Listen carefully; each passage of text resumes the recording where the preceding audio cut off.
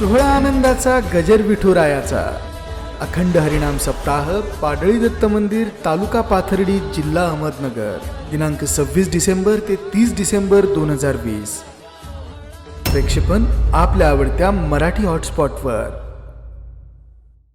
विठाला विठाला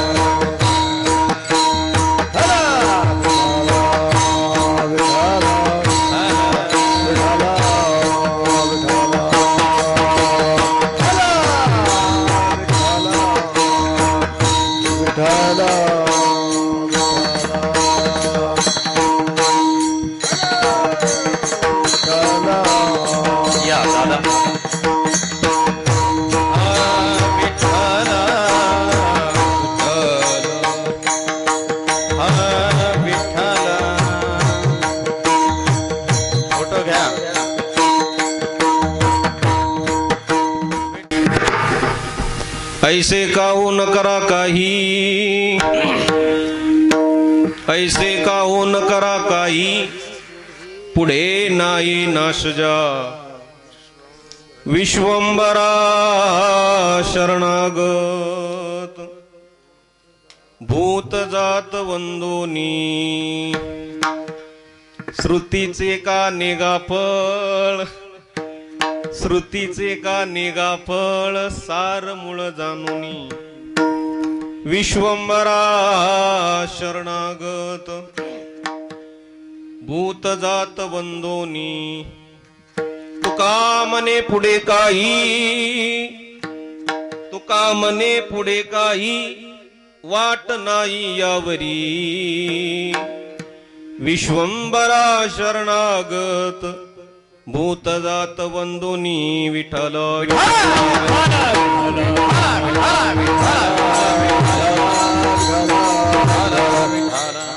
समचरण सरोजम सांद्र नीलांबुदाभं, जगननीत पानी मंडनं मंडनानं.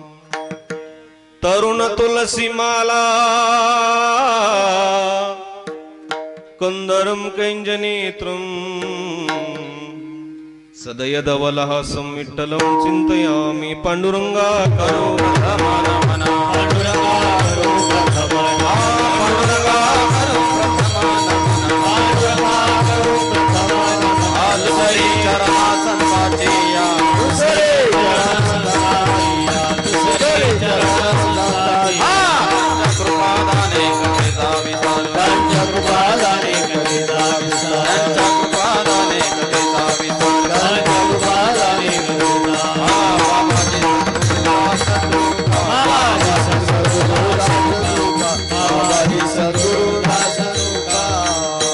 पांडुरंगा करू प्रथम नमन, दुसरे चरणा संतांचिया. त्यांच्या कृपादाने कथेचा विस्तारू. बाबाजी सद्गुरु दास तुका, प्रल्हाद नारद पराशर पुंडरीक, व्यासांबरीश शुक शौनक भीष्मदाल्व्यान, रुक्मांगदार्जुन वसिष्ठ विभीषणादीन.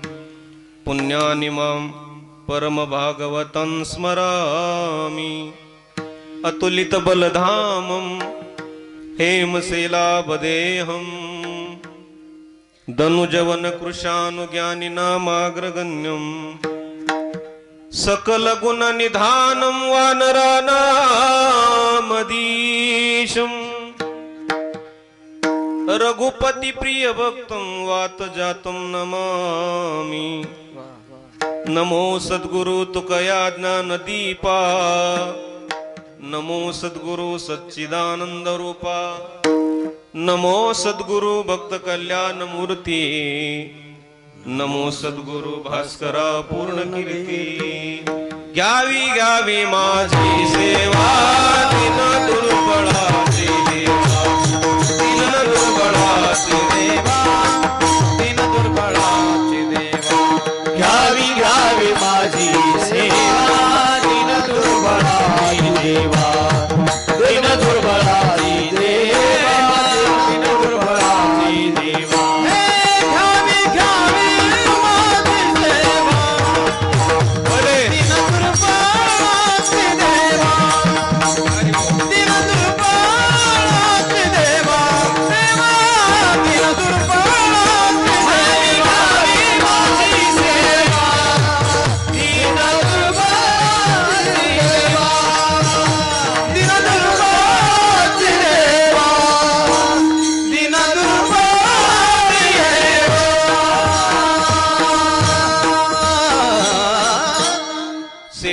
मी सेवक झालो तुमच्या लादलो निज चरणा अहो स्वामी तुकया देवाया वरी न करावा वीर जयांचे केले स्मरण होय सकळ विद्यांचे अधिकरण तेची बंधू श्री चरण श्री गुरूंचे ते नमस्कारून आता ऐसे का हो न करा काही ऐसे का हो न करा काही पुढे नाही नाशजा विश्वंभरा शरणागत भूत जात वंदोनी प्रस्तुत प्राप्त प्रसंगी शेवेकरता निवडलेला अभंग महान भगवत भक्त वैराग्याचे मूर्तिमंत अवतार देऊचे सुप्रसिद्ध साधू आहे जगद्वंद्य जगद्गुरु श्रीमंत श्री ज्ञानेश्वरी तुकाराम महाराज यांचा चार चरणाचा सर्वांच्या परिचयाचा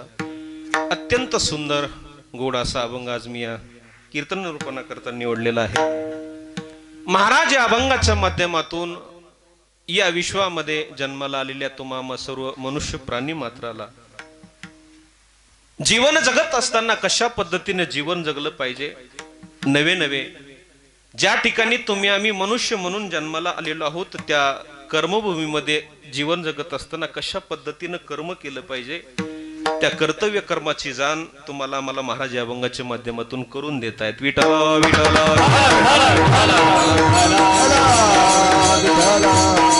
पैकी अभंगावरती काहीसं चिंतन करण्यापूर्वी पर्याय देणं अत्यंत अगत्याचं आहे। ते म्हणजे आपल्या या मौजे श्री क्षेत्र पाडळी गावामध्ये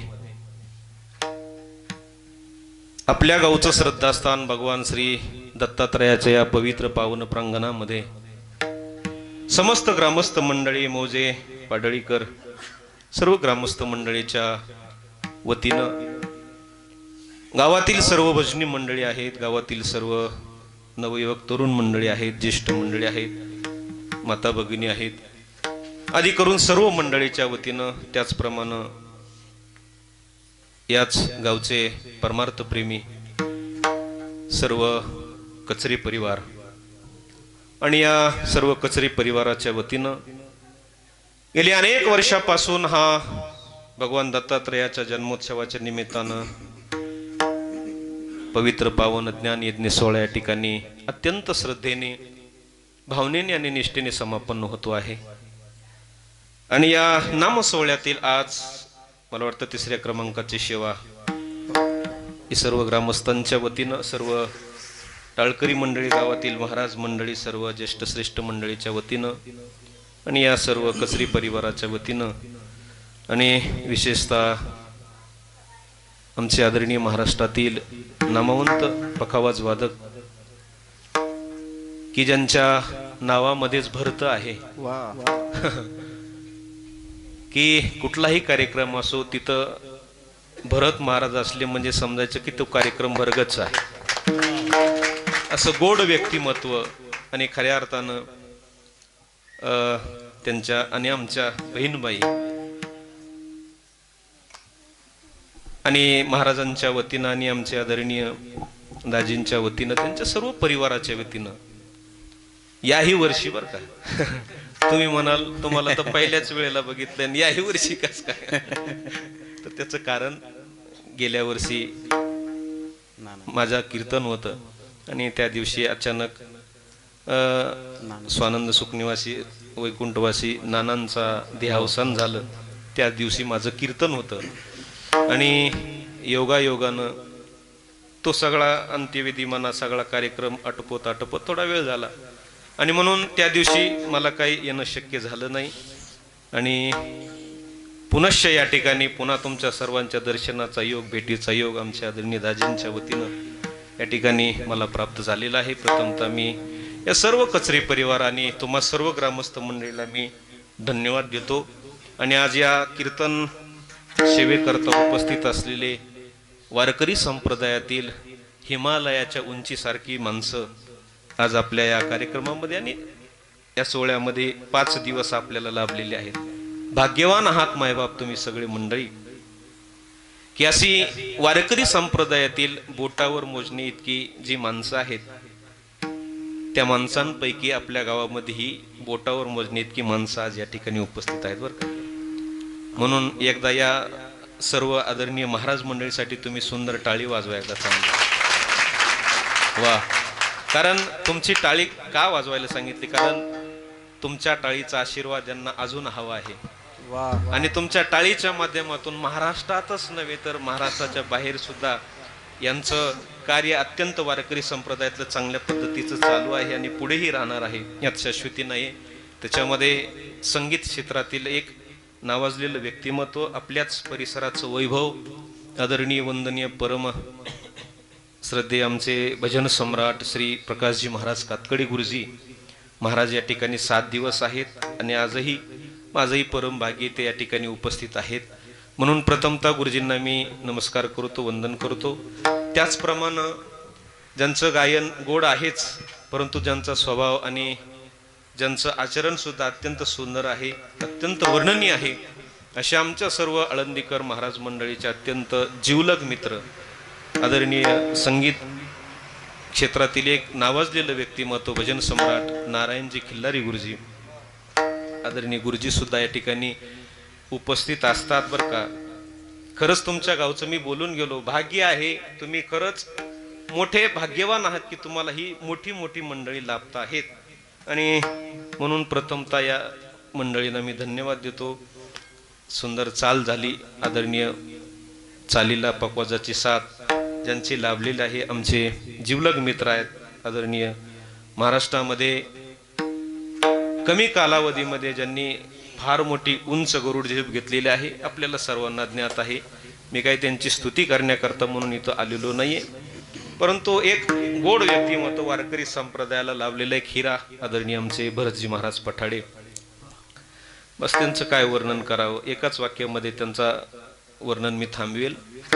भरत महाराज म्हणजे महाराष्ट्राचा हिरा आहे. ऐका बरं का, वाक्य फार सुंदर आहे, एकच वाक्य सांगणार आहे. भरत महाराज म्हणजे महाराष्ट्राचा हिरा, भरत महाराज म्हणजे आमच्या माजलगाव तालुक्याचा तारा, भरत महाराज म्हणजे तुमच्या आमच्या नव्हे सर्व महाराष्ट्राचा प्यारा. ऐका बरं का, वाक्य फार सुंदर आहे. भरत महाराज म्हणजे महाराष्ट्राचा हिरा, भरत महाराज म्हणजे माजलगाव तालुक्याचा हिरा, भरत महाराज म्हणजे तुमच्या आमच्या महाराष्ट्राचा सर्वांचा प्यारा. आणि बस भरत महाराज इथून पुढे महाराष्ट्रातच नव्हे तर सर्व राज्यामध्ये फक्त तुमचाच वारा, तुमचाच वारा. अशी कीर्ती आदरणीय आमचे अण्णा आहेत. वर्णन करावं तेवढं थोडं आहे त्यांच्यासाठी, म्हणून अण्णांना सुद्धा धन्यवाद देईल. आदरणीय आपल्याच गावातील ज्येष्ठ कीर्तनकार आमचे बबनजी महाराज भिशे, सर्व वारकरी मंडळी टाळकरी मंडळी आहेत. आता सर्वांचा काही परिचय नाहीये. इकडे आमचे आहेत आदरणीय भाऊ आहेत, सगळी मंडळी आहेत. अत्यंत सुंदर वातावरण आहे, गोड वातावरण. आणि मला वाटतं आज थंडी सुद्धा कमी झाली बरं का. झाली ना, मला वाटत नाही, कारण तुम्ही सगळे गोधडी हिरगे शाली घेऊन आलात. पण आहे वातावरण एकदम सुटेबल आहे आज, तशी काही थंडी नाही, अत्यंत सुंदर. आमचे पेटी मास्तर दादा भाऊ सुद्धा आहेत. आणि म्हणून वातावरण फार सुंदर आहे. भगवान दत्तात्रयाचा जन्मोत्सव उद्याच आहे, बरोबर, उद्या आहे आणि अत्यंत पर्वकाळ आहे. मासानाम मार्गशीर्षोहम ऋतूनाम कुसुमाकर. भगवान परमात्म्याने आपल्या ज्या काही विभूत्या सांगितलेल्या आहेत मायबाप, त्या विभूत्यांपैकी भगवान परमात्मा म्हणतात की सगळ्या महिन्यांमध्ये हा महिना म्हणजे माझं स्वरूप आहे, विभूती आहे. म्हणजे हा मार्गशीर्ष महिना चालू आहे आणि याच मार्गशीर्ष महिन्यामध्ये भगवान दत्तात्रयाचा जन्मोत्सव उद्या होणार आहे, त्याचा सोहळाही आपला उद्या होणार आहे. आणि म्हणून अत्यंत सुंदर पवित्र वातावरण या ठिकाणी आहे. आणि अशा वातावरणामध्ये आपल्याला या कीर्तन सेवेचा आनंद घ्यायचा आहे बरं का, सगळ्यांना मिळून आनंद घ्यायचा आहे. म्हणून आपण सगळे मिळून या कार्यक्रमाचा आनंद घेऊयात. आणि विशेषत्वाने आज आपल्या या कार्यक्रमाकरता ज्यांची सदिच्छा भेट आहे, वारकरी संप्रदायातील आमचे ज्येष्ठ कीर्तनकार सद्गुरू जोग महाराज वारकरी शिक्षण संस्थेमधले विद्यार्थी आहेत, आमचे आदरणीय परमेश्वरजी महाराज सोजे माजलगावकर महाराज माझ्याबरोबर आलेले आहेत. अत्यंत गोड व्यक्तिमत्व आहे या ठिकाणी, ते सुद्धा उपस्थित आहेत. महाराजांना सुद्धा या परिवार गावकरी मंडळीच्या वतीने धन्यवाद देतो. आणि आपल्या कीर्तन सेवेला मी प्रारंभ करतो. वेळ मोजका आहे, थोडा आहे, परंतु थोड्या वेळेमध्ये तुम्हाला भरपूर काही देण्याचा प्रयत्न आम्ही सगळे मंडळी, मी नाही बरं का मी एकटा नाही, तर आम्ही सगळे मंडळी मिळून तुम्हाला देण्याचा तो प्रयत्न करणार आहोत. आपण एकदा सर्वांनी मोठ्या प्रेमाने हाताने टाळी आणि मुखाने प्रभूचं संकीर्तन करायचंय आणि भगवंताचं अंतःकरणामध्ये स्मरण करून आपण आपल्या सेवेला प्रारंभ करायचा आहे. सर्वांनी टाळी भजन म्हणा. विठ्ठल आहे. महाराज अभंगाच्या माध्यमातून कर्मभूमीमध्ये जन्माला आलेल्या तुम्हा सर्व मनुष्य प्राणी मात्राला जीवन जगत असताना कशा पद्धतीने जीवन जगलं पाहिजे, नवे नवे या कर्मभूमीमध्ये जन्माला आल्याच्या नंतर प्रत्येक मानवाने कशा पद्धतीचं कर्म केलं पाहिजे, त्या कर्तव्य कर्माची जाण महाराज या अभंगाच्या माध्यमातून करून देत आहे. सज्जनाहो, या जगाचा विचार केला, संपूर्ण विश्वाचा विचार केला तर या जगामध्ये जन्माला आलेल्या प्रत्येक मानव जातीतल्या जीवाला कर्म करावं लागतंय. या कर्मभूमीचा अटळ असा अबाधित सिद्धांत आहे. शास्त्रकार वर्णन करत असताना म्हणतात की बाबा, कर्मभूमीमध्ये मृत्यू लोकामध्ये तुम्हाला जन्म प्राप्त झाल्याच्या नंतर कर्म हे करावंच लागणार आहे. यदा कदाचित तुमच्या आमच्या जीवनामध्ये चांगलं कर्म होणार नाही, पण वाईट कर्म झाल्याशिवाय राहणार नाही. परंतु वाईट हे सुद्धा एक शास्त्रांनी कर्मच मानलं गेलेलं आहे. आणि म्हणून चांगलं नाही कर्म घडलं एखाद्या वेळेला तर वाईट सुद्धा आपल्या हातून कर्म घडणारच आहे. म्हणून जन्माला आलेल्या प्रत्येक मानवाच्या हातून कुठल्या न कुठल्या तरी प्रकारचं कर्म घडणार आहे, कर्म करावं लागणार आहे. पण ते कर्म करत असताना कशा पद्धतीचं ते कर्म केलं पाहिजे याचं मात्र ज्ञान माहिती तुम्हाला आम्हाला नाहीये. आणि मग त्याचं ज्ञान आणि त्याची माहिती एक शास्त्राने तुम्हाला आम्हाला करून दिली आणि दुसरी म्हणजे संतांनी करून दिली. विठ्ठला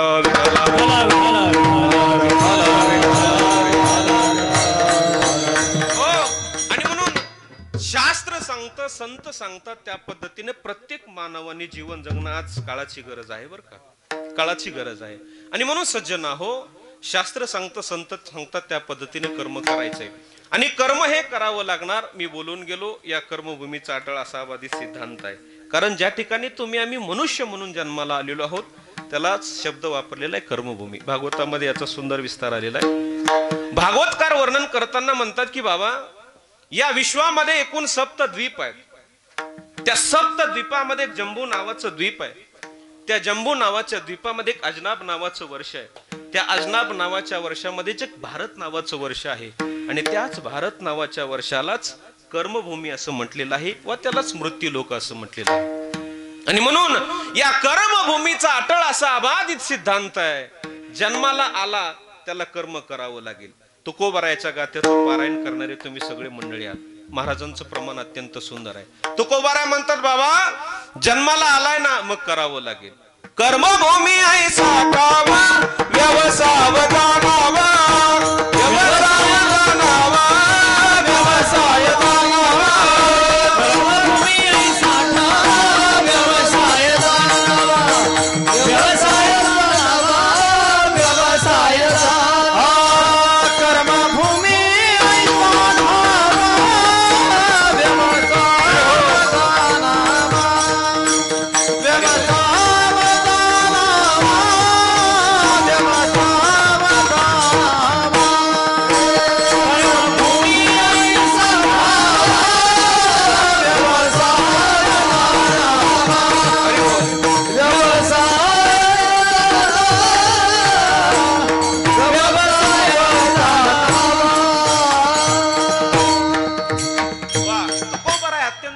शब्दामध्ये बोलतायत की बाबा ही काय आहे तर कर्मभूमी.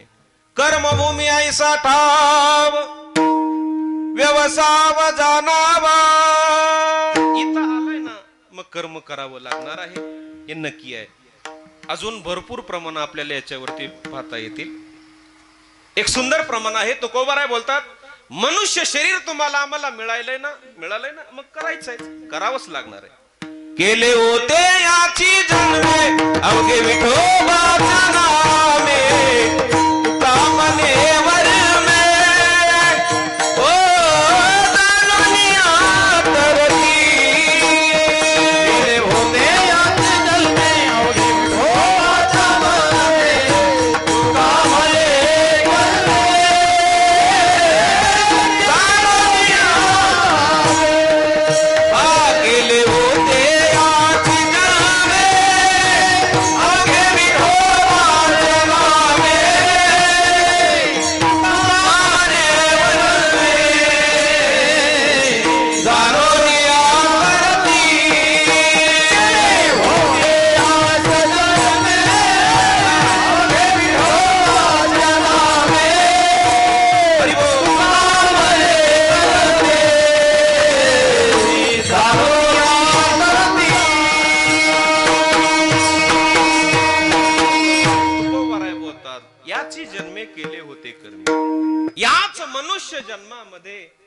तुम्हाला आम्हाला करायचंय.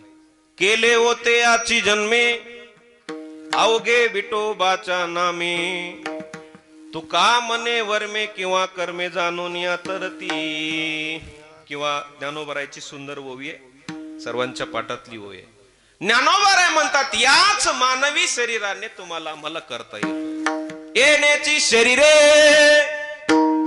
शरीरा येणे सरे, किंबहुना येर जारे चिरापडे.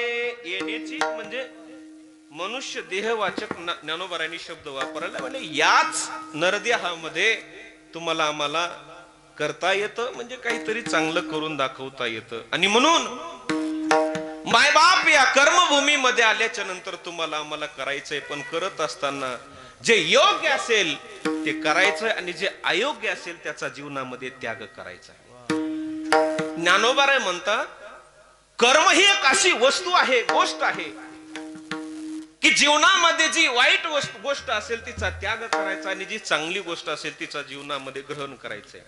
ज्ञानोबराय बोलतायत की त्याज्य ते त्याच्या वयाला. जीवनामध्ये जी वस्तू त्याज्य असते, जी वस्तू वाईट असते तिचा आपण काय करायचंय, त्याग करायचा. आणि जीवनामध्ये जी ग्राह्य वस्तू असते, जीवनामध्ये जे ग्रहण करण्यासारखं असतं त्याचं ग्रहण करायचंय. बरं का, मला सांगा केळी खायची ठरली तर साल खाऊन चालतं का? झोपले नाही तुम्ही? ज्ञानोबरायची भाषा आहे, माझी भाषा नाही. जे वाईट कर्म असेल, जे त्याज्य कर्म असेल त्याचा जीवनामध्ये त्याग करायचा, आणि जे ग्राह्य असेल, चांगलं असेल त्याचं जीवनामध्ये ग्रहण करायचंय. केळी खायची ठरली तर साल खाऊन जमणार नाही, म्हटलं तिचा त्यागच करावा लागेल. खारी खायची ठरली तर आतली बी खाऊन चालणार नाही गुरुजी. आतली बी तिचा त्यागच करावा लागेल, कारण ती टाकून देण्याचीच वस्तू आहे, तिचा जीवनाशी काही उपयोग नाही. तसं मानवी नरदेहामध्ये जे वाईट कर्म असेल त्या वाईट कर्माचा त्यागच करायचा आपण, आणि जे योग्य असेल त्याचं जीवनामध्ये ग्रहण करायचंय. मग योग्य काय आणि अयोग्य काय, त्याज्य काय, ग्राह्य काय, चांगलं काय, वाईट काय, खरं काय, खोटं काय, तुम्हाला आम्हाला त्याचं काही ज्ञान नाहीये. मग ते ज्ञान मायबाप तुम्हाला आम्हाला साधूने आणि शास्त्राने करून दिलेलं आहे. एक शास्त्र तुम्हाला आम्हाला सांगतंय त्या पद्धतीनं कर्म करायचंय. नाही शास्त्राचं ऐकू वाटलं तर कमीत कमी संत सांगतात त्या पद्धतीने तरी जीवन जगायचंय. विठाला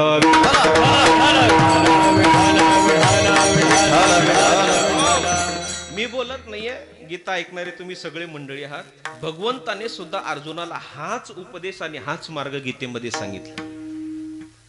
भगवान श्रीकृष्ण सुद्धा अर्जुनाला म्हणतात की अर्जुना मी सांगतो म्हणून ऐकू नको. बरं, कारण भगवंताने जे अर्जुनाला कर्म करण्याचा मार्ग सांगितला, उपदेश केलेला आहे गीतेमध्ये, त्यावेळेला भगवंत अर्जुनाला म्हणतात 16व्या अध्यायामध्ये की अर्जुना हे सगळं कर्म कशा पद्धतीने करायची सगळी गीता सांगितली मी तुला, परंतु ही गीता मी सांगितली म्हणून तू ऐकू नको, हे तत्वज्ञान मी सांगितलं म्हणून ऐकू नको. तर हे जे मी तुला तत्वज्ञान, गीतारूपी तत्वज्ञान सांगितलंय ना, या गीतारूपी तत्वज्ञानाला वा सगळ्या गोष्टीला पुरावा शास्त्र आहे म्हणून ऐकण्याचा प्रयत्न कर. भगवंताचं वाक्य वर. कारण भगवंत म्हणतात अर्जुना मी सांगतो म्हणून ऐकू नको. एक तुझा मित्र आहे वा तुम्हाला देव सुद्धा समजतोस, पण मी देव आहे, तुझा मित्र आहे म्हणून तू मुळीच ऐकू नको. परंतु मी जे तुला सांगतोय ना त्याला पुरावा शास्त्र आहे म्हणून तू ऐकण्याचा प्रयत्न कर. 16व्या अध्यायामध्ये सुंदर श्लोक आहे. भगवान परमात्मा बोलतात की तस्मात् शास्त्रम प्रमाणन्ते कार्य व्यवस्थितो ज्ञात्वा शास्त्रम विधानोक्तम कर्म कर्तुर्म्यर्हसि. काय सुंदर शब्द आहे. अर्जुना कार्य अकार्य हा तस्मात् शास्त्रम प्रमाणन्ते. योग्य काय आणि अयोग्य काय याला प्रमाण शास्त्र आहे. चांगलं काय वाईट काय याला प्रमाण शास्त्र आहे. आणि म्हणून शास्त्र सांगतं त्या पद्धतीने मायबाप कर्म करायचंय. विठाला विठाला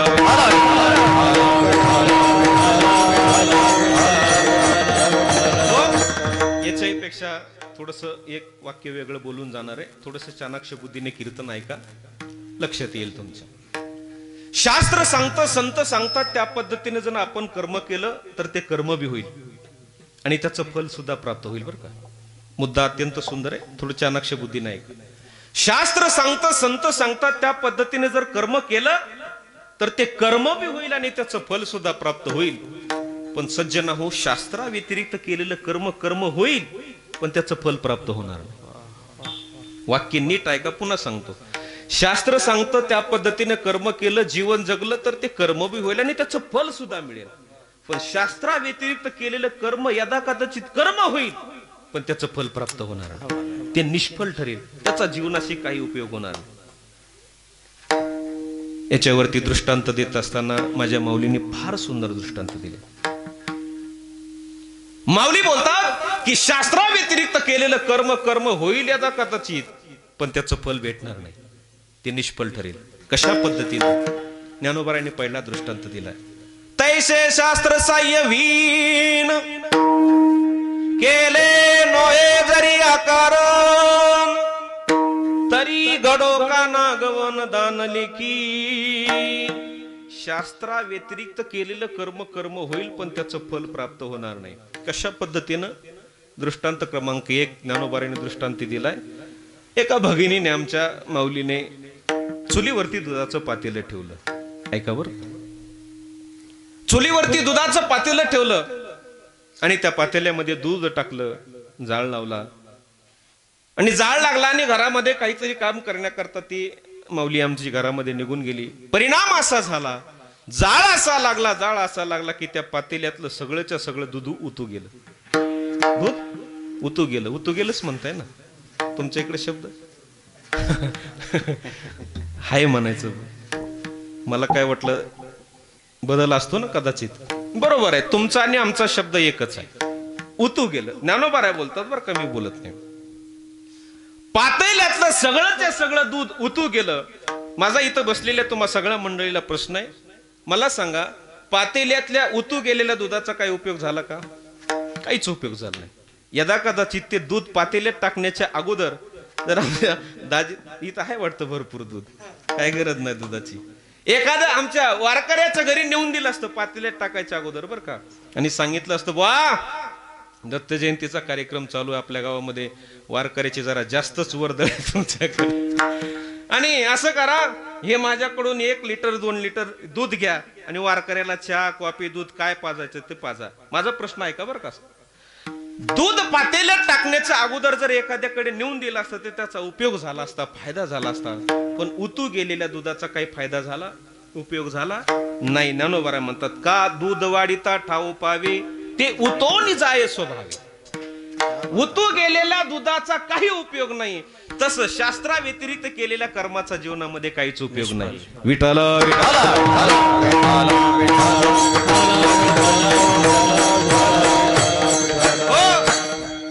ज्ञानोबाराय सांगतात, बाबा शास्त्राव्यतिरिक्त केलेलं कर्म कर्म होईल, पण त्याचं फल भेटणार नाही. दृष्टांत क्रमांक 2 आमच्या आता ही सगळी मंडळी जोग महाराज वारकरी शिक्षण संस्थेतल्या परंपरेतलीच आहेत बरं का, आणि म्हणून आम्ही सुद्धा त्याच परंपरेचे एक छोटेसे पाईक आहोत. आणि म्हणून आमची जोग महाराजाची परंपरा या विश्वाच्या पाठीवरती तशी परंपरा आपल्याला पाहायला भेटणार नाही. वारकरी संप्रदायामध्ये वारकरी शिक्षण संस्थेचं फार मोठं मोलाचं योगदान आहे मायबाप, आणि म्हणून आम्ही त्या संस्थेचे एक छोटेसे पाईक आहोत. आणि म्हणून आम्ही त्या संस्थेच्या पद्धतीने थोडीशी कीर्तनाची मांडणी करण्याचा प्रयत्न करत असतो बरं का. यदा कदाचित तुम्हाला बोर होत असेल, यदा कदाचित तुम्हाला आवडणार नाही दाजी, पुढच्या वर्षी नका बोलू, आम्हाला काय अडचण नाही. ऐका यदा कदाचित तुम्हाला आमचं कीर्तन आवडणार नाही, थोडं बोर होईल, यदा कदाचित तुम्ही आम्हाला बोलवणार नाही, नका बोलू, मान्य आम्हाला, पण सज्जन हो ऐका. परंतु आम्ही ज्या संस्थेचे पाईक आहोत, ज्या संस्थेमध्ये शिकलो ना, त्या संस्थेची परंपरा मात्र आम्ही सोडायला तयार. आणि म्हणून तशा पद्धतीची आमच्या संस्थेची ही पद्धत आहे, म्हणून सांगतोय बरं का, थोडं लक्ष देऊन ऐका. दृष्टांत दुसरा दिला मौलीने, शास्त्राव्यतिरिक्त केलेलं कर्म कर्म होईल, पण त्याचं फल भेटणार नाही. कशा पद्धतीनं? एक माणूस पंढरपूरला गेला यात्रेला, म्हणा आळंदी पंढरपूरला आपण जातो सगळे, तसा एक माणूस पंढरपूरला गेला आणि दर्शन बारीला लागला, म्हणा कुठं पंढरपूरमध्ये फिरायला गेला, आणि योगायोगाने ते पंढरपूरची गर्दी भयंकर, आणि त्या पंढरपूरच्या भयंकर गर्दीमध्ये घडलं असं, चालत असताना त्याचा किस्सा चोराने मारला, पॉकेट चोराने मारलं. 500 रुपये पॉकेटमध्ये होते, त्याने पाहिलं पॉकेट मधले पैसे गेले, माझा मुद्दा लक्षात असू द्या बरं का. शास्त्राव्यतिरिक्त केलेलं कर्म कर्म होईल, पण त्याचं फल भेटणार नाही. त्याच्याकरता सांगतोय मी. पॉकेट मधले 500 रुपये गेले, पाहिलं अरे बापरे पैसे तर गेले. पण तो माणूस जरा हुशार होता, कातकडी गुरुजी. त्याने विचार केला आपले तर पैसे गेलेत, गेलेले पैसे काय आपल्याला कोणी देणार नाही, आणि तसा नियमच आहे, कोणी देऊ शकत नाही. मग त्याने विचार केला आपले पैसे तर गेलेत, गेलेले पैसे तर कोणी देणार नाही, आणि उलट माझे पैसे गेलेत असं लोकांना सांगितलं तर लोक आपल्याला वेड्यात काढल्याशिवाय राहणार नाहीत. म्हणून त्याने विचार केला की आपले पैसे चोरीला गेलेत असं लोकांना सांगायचंच नाही. मग कसा तरी गावाकडे आला आणि गावाकडे बसला होता. गावाकडे आला आणि गावाकडे आल्याच्या नंतर लोकांनी पाहिलं पंढरपूरहून आला, आणि मग लोक त्याला बोलू लागले, ओ पाटील आले का म्हटले पंढरपूरहून. तो म्हटला हो. अहो पंढरपूरहून आलो नाही म्हटले, पंढरपूरमध्ये गेलो, 4-5 दिवस राहिलं, सत्संग कथा कीर्तन भरपूर काही ऐकलं, चंद्रभागेचं स्नान, भगवान पंढरीनाथाचं दर्शन, सगळं पंढरपूर पाहिलं. अहो नुसतं तेवढ्यावरच थांबलो नाही म्हटले, मग अहो पंढरपुरामध्ये मी ना 500 रुपये दान दिले. काय म्हणला? 500 रुपये दान दिले. आता वास्तविक घडली घटना वेगळी होती, तुम्हाला लगेच कळलं, करंट लागला लगेच बरोबर.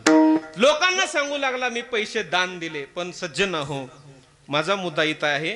ज्ञानोबाराय म्हणतात पंढरपूर सारखं क्षेत्र असलं, तीर्थ असलं, परंतु त्या तीर्थक्षेत्रामध्ये जर तुमचे पैसे दान चोरीला गेले तर त्याचा उपयोग होऊ शकत नाही, त्याचं फल जीवनामध्ये प्राप्त होऊ शकत नाही. चोरीला गेले पैसे, विषय मिटला. मग ते कुठेही जाऊ द्या, पंढरपुरामध्ये जाऊ द्या नाही तर गावामध्ये जाऊ द्या, त्याचा काही जीवनामध्ये उपयोग होणार नाही. ती ओवी सांगितली मी, तैसे शास्त्र साह्यवीन केले नोय जर या कारण तरी घडो का नागवन म्हणजे चोरी. ज्ञानोबारायांनी शब्द वापरलाय, नागवन म्हणजे चोरी. तरी घडो का नागवन दान लेखी. चोरी गेलेल्या पैशाचा उल्लेख दान खात्यामध्ये होऊ शकत नाही. चोरी गेले विषय मिटला, त्याचा उल्लेख दान खात्यामध्ये होऊ शकत नाही. तसं ज्ञानोबाराय म्हणतात शास्त्राव्यतिरिक्त केलेलं कर्म कर्म होईल, पण त्याचं जीवनामध्ये फल प्राप्त होणार नाही. विठाला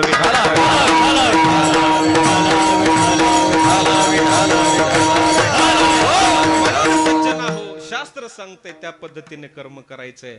मग यदा कदाचित तुम्हाला आम्हाला ती शास्त्राने सांगितलेलं कर्म पटत नसेल तर मायबाप तुम्हाला आम्हाला संतांनी दुसरा एक मार्ग सांगितला कर्म करण्याचा, आणि त्या संतांचं तुम्ही आम्ही ऐकलं पाहिजे, आणि संतांनी सांगितलं त्या पद्धतीने कर्म केलं पाहिजे. आणि म्हणून त्याच कर्माचं वर्गीकरण, त्याच कर्माचं दिग्दर्शन करत असताना तुकोबराय म्हणतात बाबा तुम्ही आम्ही मनुष्य म्हणून या कर्मभूमीमध्ये आलेलो आहोत, तुम्हाला आम्हाला कर्म करायचंय, पण ते कर्म करत असताना कशाही पद्धतीचे कर्म करू नका. मी सांगतो तशा पद्धतीने करा, नक्कीच तुमचं उद्धार होईल, कल्याण होईल. ही गोष्ट अभंगाच्या पहिल्या चरणामध्ये. ऐसे का हो न करा काही, ऐसे का हो न करा काही, का हो न करा काही, ऐसे का हो न करा काही, ऐसे का हो न करा काही, ऐसे का हो न करा काही, ऐसे का हो न करा काही, ऐसे का हो न करा काही. पुढे नाही नाश जा, पुढे नाही नाश जा, विश्वंभर शरणागत, विश्वंभरा शरणागत. पुढे नाही नाश जा, पुढे नाही नाश जा, विश्वंभरा शरणागत, विश्वंभरा शरणागत. ऐसे का हो न करा काही, ऐसे का हो न करा काही. पुढे नाही नाश जा, पुढे नाही नाश जा. ऐसे का हो न करा काही, ऐसे का हो न करा काही. पुढे नाही नाश जा, पुढे नाही नाश नाही बाबा तुम्हाला काही जमणार नाही, तुम्ही काही कर्म करू नका. महाराजांनी असं तुम्हाला आम्हाला लोटलं नाही. तुम्ही करता आहात परंतु वेगळ्या पद्धतीचं कर्म करतात. मी सांगतो तसं करा, ऐसे का हो असं काहीतरी करा. कर्मापासून वेगळं परावृत्त महाराजांनी तुम्हाला आम्हाला केलं नाही, कर्म करण्याची रीत दाखवली. गीतेमध्ये सुद्धा भगवंताने हाच मार्ग अर्जुनाला सुद्धा दाखवला बरं का. वास्तविक पाहता अर्जुन कर्मापासून परावृत्त होऊ पाहत होता ना. ज्या वेळेला दोन्ही सैन्याच्या मधोमध अर्जुनाचा रथ देवाने उभा केला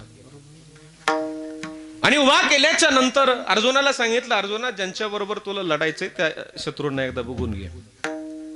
आणि त्या सगळ्यांना पाहिलं आणि सगळ्यांना पाहिल्याच्या नंतर अर्जुनाला थोडा मोह झाला. कारण ते सगळे कोण होते? आचार्यान मातुलान भ्रातॄन पुत्रान पौत्रान सख्युंस्ततान स्वसुरान सुहृदश्चैव सेनयोरुभयोरपी. सगळे पाहिले आपलेच आहेत सगळे, आणि ज्यांच्या बरोबर आपल्याला लढायचंय ते तर आपलेच आहेत ना, आपल्या बरोबर काय युद्ध करायचं? मोह निर्माण झाला अर्जुनाला. आणि मग अर्जुनाने सांगितलं, ए देवा, अरे कोणाबरोबर मला युद्ध करायला इथं आणलंस तू? कोणाबरोबर? देवाने सांगितलं, अरे अर्जुना, जे तुझे शत्रू आहे, जे तुला मारण्याचा प्रयत्न करतात, त्यांच्या समोर आणलंय मी. अर्जुनाला मोह झाला. अर्जुन म्हटला, अरे हे तर सगळे माझेच आहेत आणि माझ्यांना मारून मला हस्तिनापूरचं राज्य भोगायचं नाही देवा, मी हे युद्ध करणार नाही. अर्जुनाने नकार दिला देवाला. त्या रणांगणामध्ये, क्षेत्रामध्ये नकार दिला, मी युद्ध करणार नाही. देवाने विचारलं, बाबा काय युद्ध करणार नाही?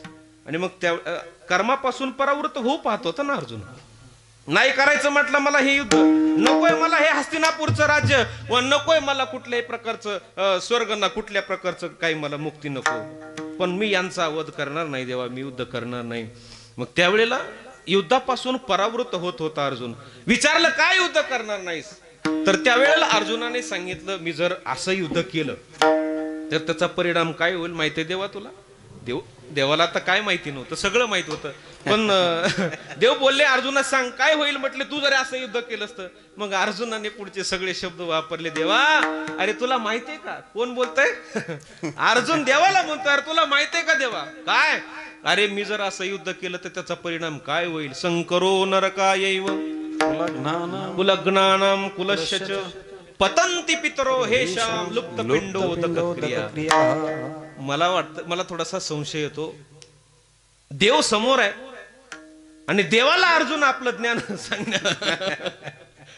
देवाला ज्ञान सांगण्याचा प्रयत्न. अरे देवा, तुला काय माहितीये का? काय? अरे मी जर असं अन्याय युद्ध केलं तर त्याचा परिणाम मला नाही, पण माझे जे स्वर्गाला गेलेले पितर आहेत त्यांना होईल. संकरो नरकाय, ते नरका स्वर्गाला गेलेले पितर नरकाला येऊन पडतील.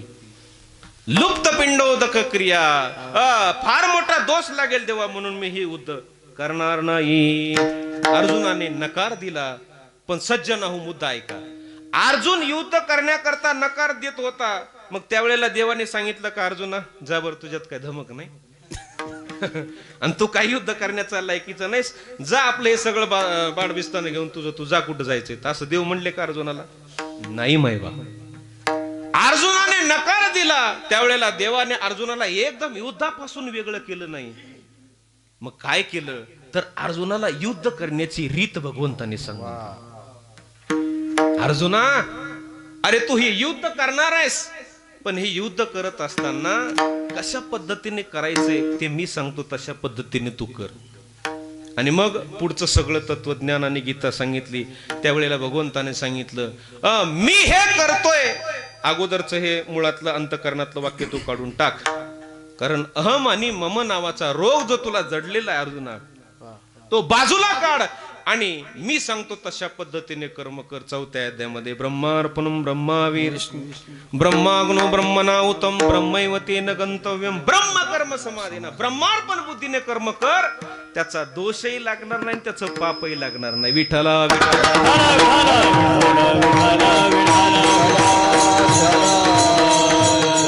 तसं सज्जना हो. भगवंताने अर्जुनाला युद्धापासून परावृत्त न होऊ देता युद्ध करण्याची रीत सांगितली. तसं महाराज या अभंगाच्या माध्यमातून तुम्हाला आम्हाला कर्मापासून वेगळं न करता, कर्मापासून परावृत्त न करता कर्म करण्याची रीत सांगतात, मार्ग सांगतात की ऐशी असं काहीतरी जीवनामध्ये करा. अनेक प्रमाण आपल्याला बघता येतील, अनेक प्रमाण. नवे नवे जगद्गुरु तुकोबराय शांतीप्रभू एकनाथ महाराज म्हणतात, करा रे बापाना साधना रे, रे बापानो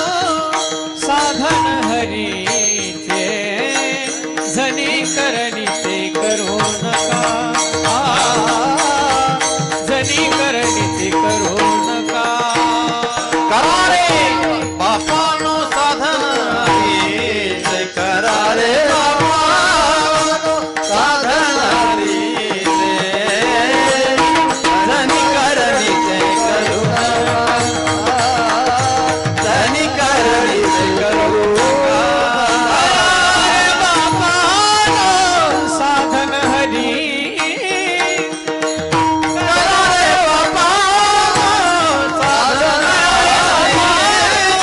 साधन हरी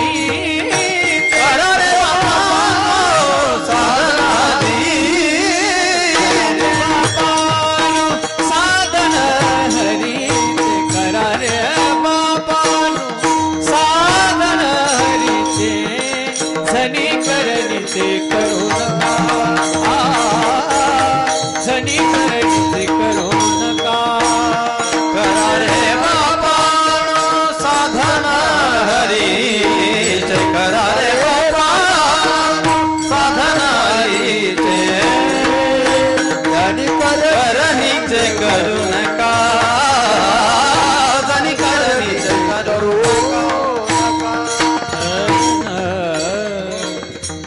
नाथ महाराज सांगतात करायचंय ना जेने नये जन्मा यमाची यातना यमाची यातना जेने नये जन्म यमाची यातना हो ऐसिया साधन करा असं काहीतरी साधन करा तसं तुकोबाराय म्हणतात ऐसे का हो न करा काही असं काहीतरी जीवनामध्ये करा की त्या कर्माच्या माध्यमातून आपला पुढे नाश होणार नाही म्हणून सज्जना हो माणसाने जीवनामध्ये आल्याच्या नंतर असं काहीतरी कर्म करायचंय की त्या कर्माच्या माध्यमातून आपण मेलो तरी आपली कीर्ती या जगामध्ये राहिली पाहिजे बरं तुका म्हणे एका मरणेची सरे उत्तमची मुरे कीर्ती मागे किंवा गेले दिगंबर ईश्वर विभूती